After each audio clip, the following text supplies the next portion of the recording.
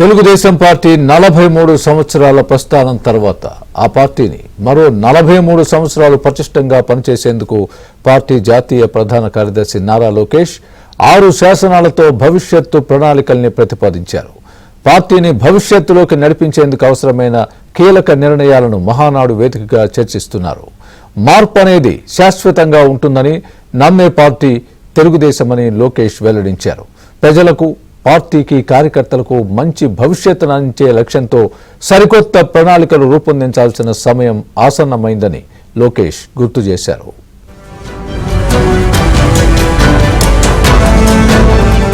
Telugu Desam party Kadapa Mahanadu వేదికగా party సంస్థాగత నిర్మాణం భవిష్యత్తులో బలోపేతం కావడంపై దృష్టి సారించింది. తొలి రోజు పార్టీ ప్రతినిధుల మహాసభలో ఈ అంశాలపై ప్రధానంగా చర్చించింది.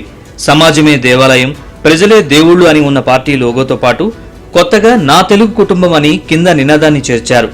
తెలుగు జాతి విశ్వఖ్యాతి, పేదల సేవలో సోషల్ రీఇంజనీరింగ్, స్త్రీశక్తి, అన్నదాతకు అండగా, యువగళం, కార్యకర్తే అధినేత అనే 6 శాసనాల్ని లోకేష్ ప్రతిపాదించారు. వీటిపై పార్టీలో సుదీర్ఘ చర్చ జరిగింది. పార్టీలో మార్పు అనివార్యమని నారా లోకేష్ చెప్పడంతో పాటు వీటిపై చర్చించి రాబోయే 40 సంవత్సరాలకు పార్టీ ప్రణాళికలు రూపొందించాల్సిన అవసరం ఏర్పడిందని చెప్పారు. సమాజంలో మార్పు రావాలంటే ఇంట్లో మార్పు రావాలని, ప్రజల ఆలోచనలకు అనుగుణంగా మనం నడవాల్సిన అవసరం ఉందని ఆయన అన్నారు. గత ప్రభుత్వంలో అసెంబ్లీ సాక్షిగా తల్లుల్ని అవమానించారని, సొంత తల్లి చెల్లిని గెంటేశారని, సమాజంలో ఆడవాళ్లను చులకనగా మాట్లాడారని, గతంలో ఒక మహిళ తనకు చీర, గాజులు పంపారని, అవమానించిన వారి పరిస్థితి ఏమైందో తెలుసుకోవాలని స్పష్టం చేశారు. ఎన్టీఆర్ మహిళలకు హాస్టల్లో సమాన హక్కు కల్పించారు. మహిళలకి ఆర్థిక స్వాతంత్రం ఇచ్చింది మన చంద్రన్న. గత ప్రభుత్వంలో శాసనసభ సాక్షిగా తల్లిల్ని అవమానించారు. సొంత తల్లిని చెల్లిని మెడబట్టుకుని బయటికి గెంటేశారు.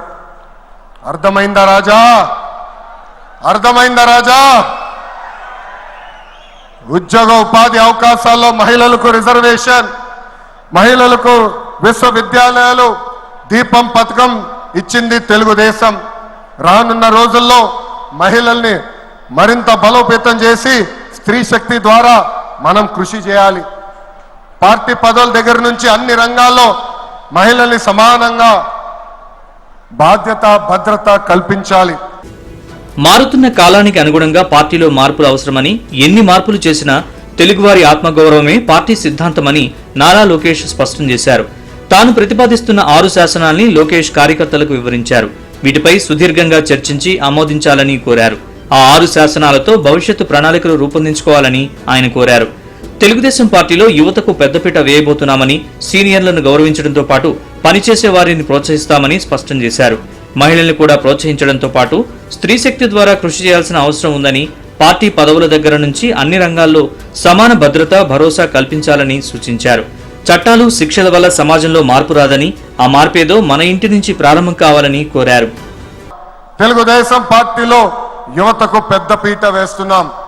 వేదికమైన మీరు చూస్తే అర్థమవుతుంది. మొన్న జరిగిన ఎన్నికల్లో 164 శాసనసభ్యుల్లో 88 మంది మొదటిసారి గెలిచిన శాసనసభ్యులు ఉన్నారు. కేబినెట్ లో కూడా తీసుకుంటే 25 మంత్రులకి ఏకంగా 17 మంది మొదటిసారి మంత్రులుగా కూడా నియమించారు గౌరవ జాతీయ అధ్యక్షులు చంద్రబాబు నాయుడు గారు. సీనియర్ని, జూనియర్ని గౌరవిస్తాం, పనిచేసే వాళ్ళని ప్రోత్సహిస్తాం.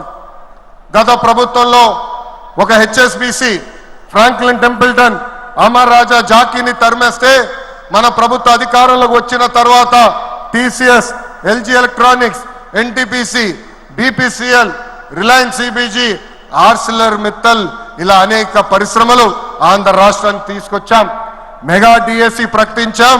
ఈ మెగా డిఎస్సి ద్వారా 16,347 ఉపాధ్యాయుల పోస్టులు వచ్చే నెల జూన్ మాసంలో కూడా మనం భర్తీ చేయబోతున్నాం. ఇంకా యువతకు 20 లక్షల ఉద్యోగాలు కల్పించే లక్ష్యంలో మన ప్రభుత్వం అడుగులేస్తుంది. మన రాష్ట్రంలో బలమైన యువ శక్తి ఉంది. వారికి సరైన అవకాశాలు అందిస్తే దూసుకుని పోతారు. పేదల సేవలో సోషల్ రీఇంజనీరింగ్, అన్నదాతకు అండగా, కార్యకర్తే అధినేత అనే 3 శాసనాల్ని కూడా ప్రతిపాదించి వీటిపై చర్చించాలని లోకేష్ కోరారు.